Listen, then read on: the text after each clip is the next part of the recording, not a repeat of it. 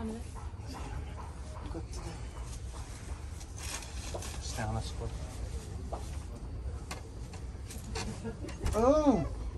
Şu benimki. Yok kapılı menki. Elime koy. Kapılı menki abi. He koy yerine koy. Yerine. Yanlış getirttiler. Yanlış getirttiler. Ya koy yerine senin kısan seken koy yerine. Ay git. Senin kısan sekeni. Ters getirttiler. Böyle bir yer. Yani kurtardım ya kutandırlamam. Gitti ya buraya. Nasıl?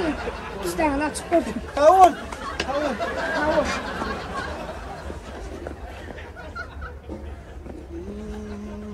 Doymadı şu anda. Korkun.